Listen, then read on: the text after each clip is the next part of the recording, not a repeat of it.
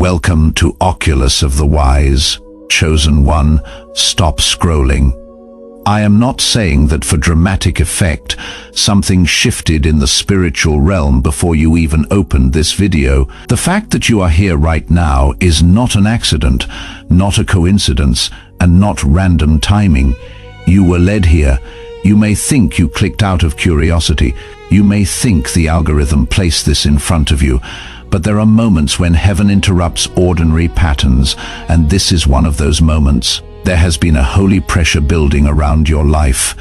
You have felt it, a restlessness you cannot explain, a sense that something is about to change even though your circumstances look the same, a quiet awareness that you are standing at the edge of a turning point.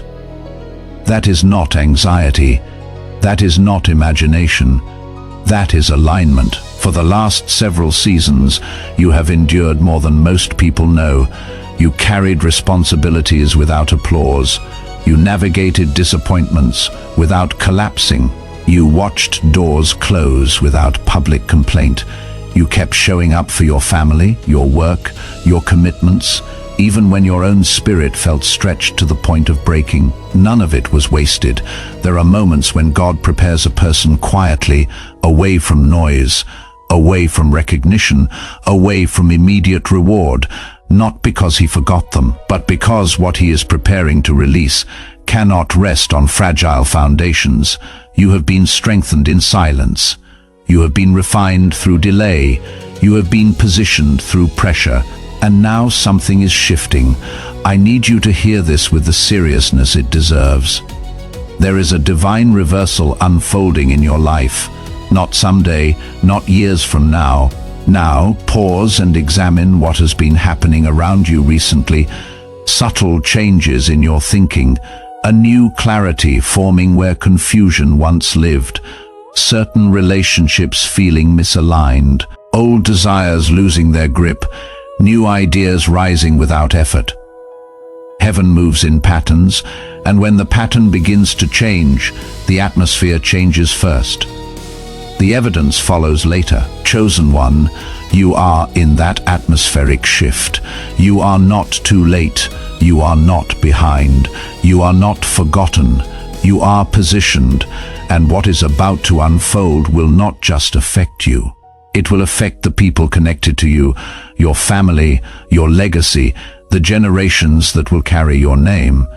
But here is the part most people never talk about. Right before a divine reversal manifests, internal resistance rises. Old thought patterns tighten their grip. The familiar comfort of low expectations whispers that it is safer to stay small. Your own mind, trained by years of disappointment, will try to convince you that nothing is actually changing. Do not fall for that. Reversals are authorized in the unseen before they are visible in the natural, and something has already been authorized over your life.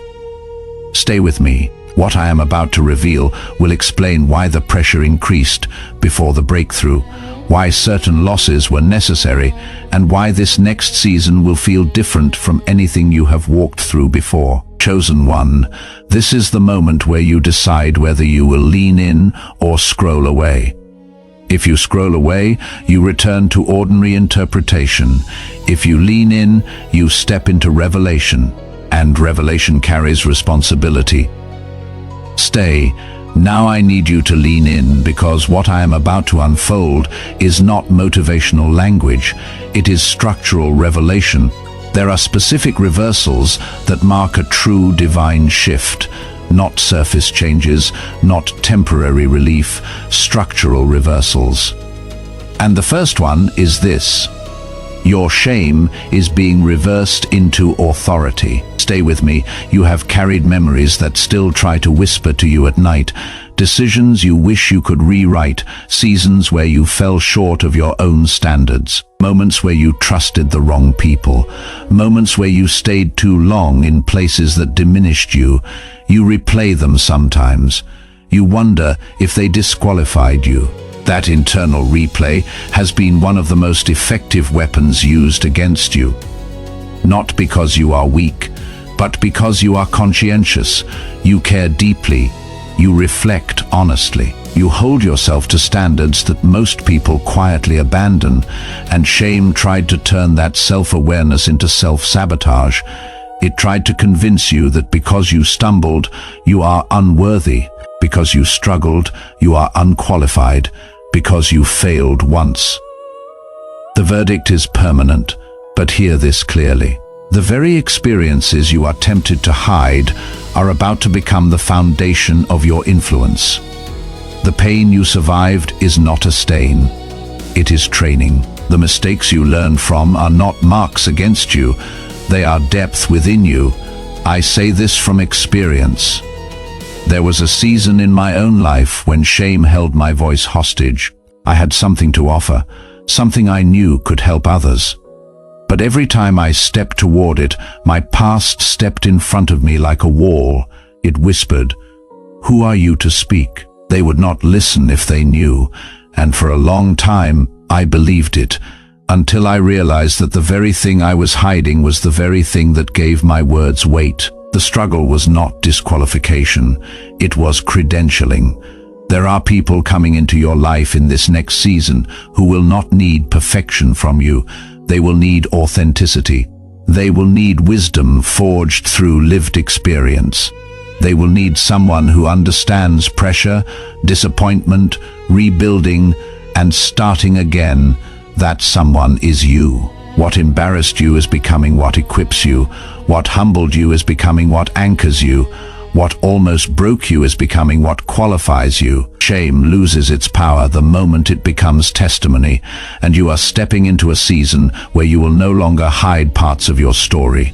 You will steward them with quiet authority. Now listen carefully. The second structural reversal is this. Your lack is being reversed into provision. I am not speaking in vague generalities. I am speaking to years where you counted carefully, years where you postponed personal dreams because responsibilities came first, years where you gave more than you received and told no one about the weight of it, years where you watched others accelerate while you managed steady, disciplined survival. You learned how to stretch. You learned how to endure lean seasons with dignity. But you also quietly wondered when enough would finally be enough. Provision is not only about money, it is about margin. It is about breathing room. It is about waking up one morning and realizing you are no longer in constant calculation. You have been faithful with little, and heaven watches stewardship. The coming shift will not feel reckless. It will feel ordered. Streams that were blocked will open. Opportunities that were delayed will circle back. Conversations that once ended in silence will end in yes. You will not have to force it. It will align. And when it does, do not shrink back into scarcity thinking. Do not apologize for growth. Do not feel guilty for overflow. You have survived enough seasons of just enough. This next season carries structure, stability, and sustained provision. We move deeper.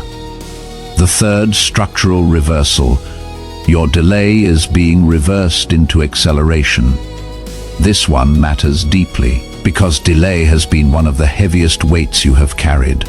You have watched others move ahead in careers, in recognition, in financial growth, in influence, and you have wondered whether your time simply passed, whether you misunderstood what you felt called to build, whether the window closed while you were still preparing. Delay is dangerous when it is misinterpreted, but delay is often divine compression. God does not waste time, He refines within it. What felt like standing still was skill development. What felt like obscurity was identity formation. What felt like silence was structural strengthening. I know this pattern intimately. There was a stretch of years in my life where every door I knocked on either stayed shut or opened into an empty room. I watched people who started long after me reach milestones I was still dreaming about. I questioned everything, my calling, my timing, my understanding of what I was even supposed to be building. And then, without warning, things began to move. Not gradually, rapidly, as if all those years of waiting had been compressed into a single season of momentum. What I thought was wasted time turned out to be loaded time. Time that was building something I could not have carried earlier. Acceleration does not mean chaos. It means readiness meets opportunity, and you are closer to that intersection than you realize. You will notice it first in momentum, small wins stacking quickly, conversations moving faster, doors opening without the same resistance, processes completing sooner than expected. When that begins, do not second guess it. Step, because acceleration requires courage. There are rooms waiting for the version of you that survived the wilderness. You cannot carry old hesitation into new territory. The fourth structural reversal is the restoration of your identity. This may be the most personal of all. For too long, you have operated beneath the full weight of who you actually are. Life happened, responsibility happened, disappointment happened, betrayal happened, and slowly, without even noticing it, you adjusted, you lowered expectations. You quieted your voice. You learned to live smaller than the vision that once burned inside you, not because you lacked courage, but because repeated resistance can train even strong people to shrink. Chosen one, shrinking was survival, but it is not your destiny. There was a version of you years ago who believed without hesitation, who felt capable, who sensed purpose deeply, who knew without needing external validation that your life carried weight. That version of you was not naive. That version of you was prophetic. And heaven is restoring that identity. Not the impulsive parts, not the ego-driven parts, but the grounded, confident, spiritually anchored identity that existed before fear trained you to doubt it. You may have noticed something subtle recently, a return of ideas you once abandoned, a quiet boldness rising in conversations, a lower tolerance for environments that diminish you, a stronger instinct to protect your time, your energy, and your peace. That is identity returning. When identity is restored, authority follows. You will begin making decisions faster. You will say no without apology. You will say yes without over-explaining. You will move without waiting for universal approval. That shift will surprise people. Some will celebrate it. Some will resist it. But you must not shrink back again. Now listen closely. The fifth structural reversal is generational shift. This is bigger than personal comfort. This is bigger than your individual story. And this is the reversal that most people in your position never hear about. You are not just stepping into provision for yourself. You are interrupting patterns that have existed in your family line for decades. Think about it. Patterns of scarcity that taught your parents to hoard instead of invest. Patterns of fear that kept your grandparents from pursuing what stirred in their hearts. Patterns of emotional silence where pain was swallowed rather than spoken. Patterns of settling where good enough replaced God's best because no one in the family had ever modeled what it looked like to break free. These are not just habits, they are spiritual architectures. And they pass from generation to generation, not through genetics, but through atmosphere, through what is modeled, through what is normalized, through what children absorb before they are old enough to question it. Chosen one, you may be the first in your family to think differently, to pursue growth intentionally, to confront what others avoided, to seek healing where others ignored pain, to refuse the ceiling that everyone before you accepted as permanent. That is not accidental. Every lineage has a turning point, a single life that says, this stops here. The fear stops here, the scarcity stops here, the silence stops here, the settling stops here. And you are positioned as that turning point. The endurance you built was not only for your survival, it was to create stability for those connected to you. The emotional intelligence you developed through hardship, the resilience you forged in private, the wisdom you gained by surviving what should have broken you. None of it was just for you. Children are watching you, younger relatives are observing you, friends are drawing courage from you, even if they never say it. When you rise, you normalize rising for others. When you break scarcity thinking, you give others permission to breathe. When you step into alignment, you alter what future generations believe is possible. This is why the pressure felt heavier than it should have. You were not just carrying personal growth, you were carrying generational correction, and that weight was never meant to crush you. It was meant to build you into someone strong enough to redirect the current for everyone who comes after you. If you can sense that what is happening in your life feels larger than just you, take a moment and acknowledge it, not with arrogance, with responsibility. Because when you accept that role, you move differently. You stop treating your growth as optional, you start treating it as an assignment. Now stay with me, because the next reversal addresses something quieter but no less destructive. The sixth structural reversal is the reversal of rejection into divine recognition. Let me be specific about what I mean, because rejection and shame are often confused. Shame is internal. It is what you tell yourself about your worth. Rejection is external. It is what others communicate to you through their actions, their silence, or their choices. And rejection has marked parts of your story more deeply than you admit. Being overlooked when you were the most qualified person in the room.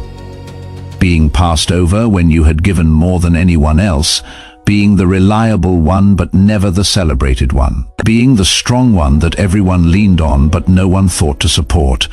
Over time, rejection rewires expectation. You begin to assume you will be overlooked. You brace yourself for exclusion before it arrives. You downplay your value before others can dismiss it, as if beating them to the rejection somehow makes it hurt less. But rejection was never meant to define you. Sometimes rejection is redirection, sometimes it is protection. Sometimes it is preparation for rooms that require a version of you that has not yet been fully formed. The coming season will feel different in this area. You will notice invitations increasing, not because you chased them, but because something shifted in how you carry yourself. You will notice respect rising in rooms where you used to feel invisible. You will notice conversations shifting in tone, people leaning in rather than passing over. People who once underestimated you will reconsider, not because you proved them wrong, but because the evidence of your growth became impossible to ignore. Do not chase validation. Let alignment bring recognition. And when it does, receive it without disbelief. You do not need to apologize for being seen. You were always meant to be. Now we come to the seventh structural reversal, the reversal of internal confusion into strategic clarity. This reversal deserves more attention than it usually receives, because clarity is not just one reversal among seven. It is the foundation that makes all the others possible. Without clarity, provision becomes mismanaged. Without clarity, acceleration becomes chaos. Without clarity, restored identity has no direction. Without clarity, even the best opportunities feel overwhelming rather than exciting, and confusion has been one of the most exhausting battles you have faced. Not the dramatic kind of confusion, the quiet kind, the kind that sits in your chest at 2 a.m. when you are staring at the ceiling, trying to figure out which path to take. The kind that makes you rehearse the same decision 17 times without reaching a conclusion. The kind that turns every opportunity into a threat because you cannot tell whether it is from God or from distraction. You have second-guessed decisions that turned out to be correct. You have overanalyzed paths that were meant to be walked, not studied. You have questioned direction when direction was already present, just hidden beneath noise. Confusion is not a sign of spiritual weakness. Often, it is a sign of spiritual depth. Shallow people do not wrestle with direction, they simply react. The fact that you want to move with intention, with purpose, with alignment. That very desire is what makes clarity feel so elusive. Depth invites complexity, and complexity, when unresolved, masquerades as confusion. But clarity is forming now, not the kind that arrives in a single dramatic moment, the kind that builds quietly, the kind where you wake up one morning and realize you have not rehearsed the same anxious thought loop in days, the kind where a decision that once paralyzed you suddenly feels simple, the kind where you know, not because someone told you, but because something inside you settled. You will begin waking up with solutions instead of anxiety. You will sense which conversations to pursue and which to exit. You will know when to move and when to wait. Clarity is not loud, it is steady. And when steady clarity arrives, momentum follows naturally.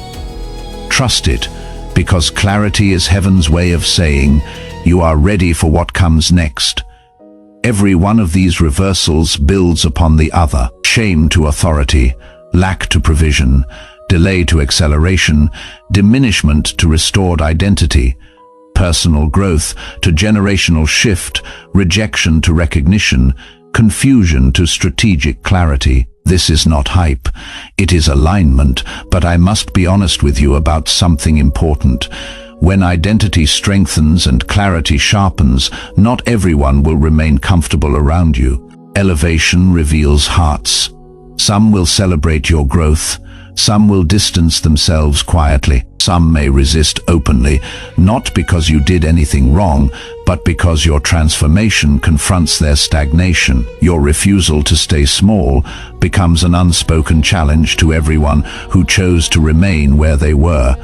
Do not interpret pruning as loss. Space is required for expansion, and you are expanding. Chosen one, this is the moment where everything converges. There comes a point in every divine transition where information becomes decision, where encouragement becomes responsibility, where revelation becomes commission. You are standing at that point. Up until now, you could interpret your life as random. You could call it coincidence.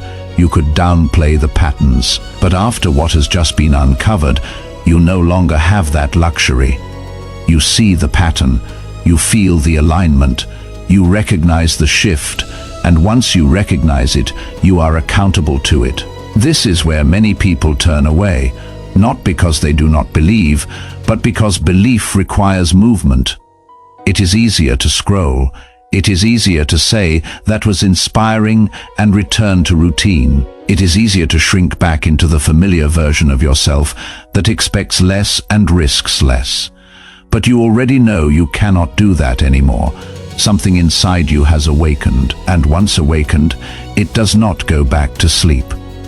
Chosen one, you have entered what I call the point of no retreat. The version of you that tolerated misalignment is fading. The version of you that doubted your value is dissolving. The version of you that delayed obedience out of fear is losing its voice. You are stepping into spiritual adulthood. And spiritual adulthood carries authority. It means you stop waiting for permission. It means you stop rehearsing insecurity. It means you stop negotiating with fear. It means you move when clarity arrives. There will be opportunities placed in front of you soon that feel larger than your comfort zone, but aligned with your calling. When they appear, do not hesitate. You ask for expansion. This is how expansion answers. There will be conversations that require courage. Have them. There will be boundaries that need to be set. Set them. There will be habits that no longer fit your future. Release them. Because here is the truth. Heaven may authorize reversals, but you must walk them out. Acceleration requires action. Provision requires stewardship. Identity requires embodiment. Clarity requires decision. You are not being handed a fantasy. You are being entrusted with momentum. And momentum, once engaged, changes everything. Now listen carefully. In the coming days, resistance will visit you, but it will not arrive the way you expect. It will not come as a dramatic attack. It will come as a quiet conversation inside your own mind. You will look at your circumstances and wonder if anything actually changed. You will question whether you were simply emotional while listening. You will feel the pull of old thought patterns, the ones that kept you safe by keeping you small. This is not the enemy launching an assault. This is your own comfort zone fighting for survival. It is the part of you that learned to manage disappointment by never expecting too much. It is the part that whispers, "Do not get your hopes up," not out of wisdom, but out of old wounds. When that happens, do not panic and do not give in. Simply remember this moment. Reversals begin invisibly. Roots form underground before trees rise above ground. Authorization precedes manifestation. Do not measure transformation by immediate evidence. Measure it by internal conviction. And your conviction has already shifted. The coming months will not look like the last several years. You will not operate from reaction. You will operate from direction. You will not chase validation. You will embody value. You will not shrink from opportunity. You will recognize it. And when people ask what changed, you will not need a complicated explanation. You will simply say something aligned. If this message has anchored something in your spirit, take a moment and leave a comment below. Not as a casual gesture, but as an act of agreement that you are stepping forward, not backward. And if you are serious about walking in this next season with discernment, make sure you are subscribed and notifications are turned on, because momentum requires reinforcement, and isolation weakens clarity. Share this message with someone who feels stuck between survival and breakthrough. You may be the confirmation they have been waiting for. Now, I want you to take a slow breath. Close your eyes for a moment if you can, and say this out loud: Father, I will not betray the growth you have formed in me. I will not shrink back from the identity you are restoring. I will not sabotage the provision you are releasing. I will not ignore the clarity you are giving. I will move when you say move. I will stand when you say stand. I will trust when you say trust. I accept the assignment over my life, and I accept the weight of it. Not just for me, but for every life connected to mine. I will break the patterns that were never mine to carry, and I will build what those before me could not. In Jesus' name, amen, chosen one. You were not meant to live small. You were not meant to repeat old cycles. You were not meant to survive your entire life. You were meant to build. You were meant to lead. You were meant to interrupt patterns. You were meant to rise. This is not hype. This is alignment. And now that you see it, you cannot unsee it. Welcome to the next chapter. Stay aligned. Stay anchored. Stay ready. Because what has been authorized over your life cannot be reversed by doubt, comfort zones, or old thinking. The shift has begun, and you are no longer who you used to be.